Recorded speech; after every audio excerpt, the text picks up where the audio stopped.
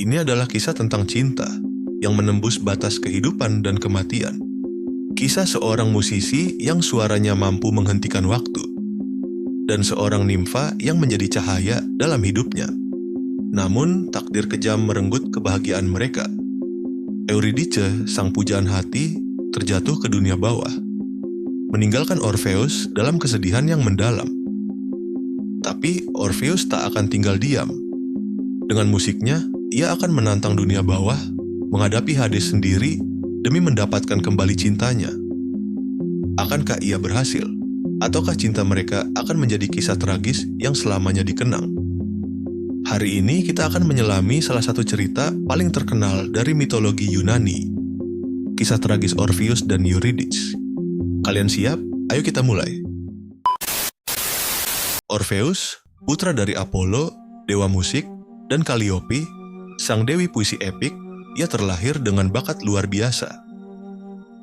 Sejak usia muda, musiknya memikat semua orang di sekitarnya. Kecapinya, alat musik petik yang diberikan ayahnya menghasilkan melodi yang begitu indah, hingga dapat memikat, bahkan binatang buas yang paling liar sekalipun. Namun, terlepas dari bakatnya yang luar biasa, hati Orpheus tidak terpikat oleh ketenaran atau kekayaan. Sebaliknya, ia dimenangkan oleh Eurydice, bidadari cantik yang keanggunan dan jiwanya memikatnya. Eurydice, putri bumi, lembut dan baik hati serta cantik jelita. Cinta mereka murni dan dalam. Keduanya menikah, dikelilingi oleh berkat para dewa. Pernikahan mereka dirayakan dengan sukacita saat alunan musik kecapi Orpheus memenuhi udara. Untuk sementara, tampaknya tidak ada yang dapat memisahkan mereka. Pada suatu hari yang menentukan saat Eurydice sedang berjalan melalui padang rumput, dia digigit ular berbisa. Gigitan itu berakibat fatal dan dia pingsan.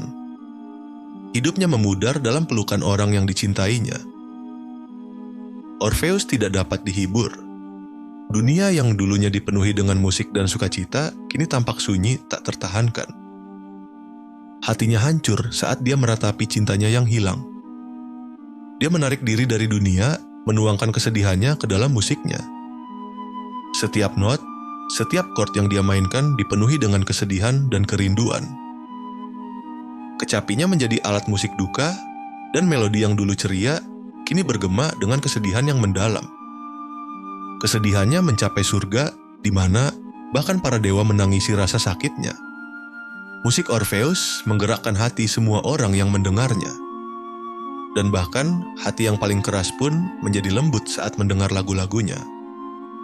Karena tidak sanggup lagi menanggung kehilangan Eurydice, Orpheus membuat keputusan yang akan mengubah jalan hidupnya selamanya. Ia akan pergi ke dunia bawah dan membawanya kembali. Dunia bawah yang diperintah oleh dewa kegelapan Hades dan ratunya Persephone adalah tempat yang belum pernah ditinggali manusia manapun. Namun, cinta Orpheus begitu kuat sehingga ia percaya bahkan kematian tidak dapat memisahkannya dari Eurydice. Hanya berbekal kecapi, Orpheus memulai perjalanannya yang berbahaya ke tanah orang mati. Saat ia turun ke dunia bawah, musik Orpheus memenuhi tempat yang gelap dan sunyi itu. Roh-roh orang mati yang dulunya tenggelam dalam kesedihan menemukan diri mereka terhibur oleh keindahan lagu-lagunya. Bahkan Hades yang berhati dingin pun tersentuh oleh musik itu. Ketika Orpheus mencapai takhta Hades dan Persephone, ia memohon agar mereka mengembalikan Eurydice kepadanya. Musiknya telah menyentuh hati mereka, dan untuk sesaat, sang dewa dan dewi tersentuh oleh cintanya. Hades yang jarang tergerak oleh emosi manusia, setuju untuk mengabulkan permintaan Orpheus, tetapi dengan satu syarat. Orpheus dapat membawa Eurydice kembali ke dunia kehidupan, tetapi hanya dengan satu syarat ketat. Pertama, ia harus berjalan di depannya dalam perjalanan pulang. Kedua, ia tidak boleh melihat ke belakang sampai mereka berdua mencapai permukaan. Jika Orpheus melihat ke belakang pada titik manapun, Eurydice akan hilang darinya selamanya. Kembali ke dunia bawah untuk selamanya. Orpheus yang sangat gembira dengan kesempatan ini. Untuk bersatu kembali dengan kekasihnya, ia menerima persyaratan itu tanpa ragu-ragu. Euridice dibawa ke hadapannya dan mereka memulai perjalanan kembali ke tanah orang hidup. Saat mereka berjalan melalui dunia bawah yang gelap, Orpheus dapat mendengar langkah kaki Euridice di belakangnya, tetapi ia tidak berani berbalik. Jalan itu panjang dan berbahaya, dan meskipun ia bisa merasakan kehadirannya, keraguan mulai merayapi benaknya. Apakah itu benar-benar dia? Apakah dia benar-benar di belakangnya? Apakah Hades telah bermain atau kekasihnya hanya bayangan dari ingatannya? Ketidakpastian menggerogoti pikiran Orpheus, dan ia tidak dapat melihatnya. Dan saat mereka mendekati pintu keluar, tekadnya melemah. Godaan untuk berbalik dan menatap Eurydice, untuk memastikan dia masih bersamanya, menjadi terlalu kuat untuk ditolak. Tepat saat ia mencapai ambang dunia kehidupan, Orpheus berbalik melanggar satu aturan yang telah diberikan kepadanya. Saat Orpheus berbalik, ia melihat wajah Eurydice untuk terakhir kalinya. Matanya bertemu dengan matanya, penuh dengan kesedihan dan cinta. Tetapi sebelum ia dapat meraihnya, dia ditarik kembali ke dalam kegelapan dunia bawah. Hati Orpheus hancur saat ia melihatnya menghilang, kali ini untuk selamanya. Pandangan terakhir kepadanya memudar ke dalam bayang-bayang, dan dia hilang darinya selamanya.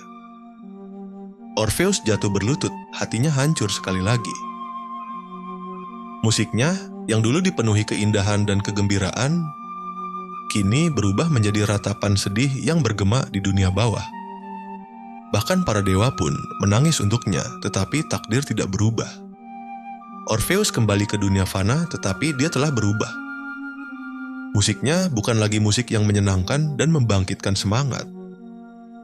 Dan begitulah cinta Orpheus dan Eurydice menjadi legenda. Ia telah menantang dunia bawah, menggugah hati para dewa, dan hampir membawa kembali belahan jiwanya. Tetapi satu kesalahan mengubah segalanya. Kini, Orpheus hanya bisa merangkai lagu-lagu duka, mengenang cinta yang tak dapat ia genggam lagi. Namun, meskipun tubuhnya fana, namanya abadi. Kisahnya terus diceritakan dari generasi ke generasi, menjadi simbol cinta yang begitu kuat hingga berani menantang maut. Jangan lupa like, komen, dan subscribe untuk video epik lainnya. Sampai jumpa di cerita epik berikutnya.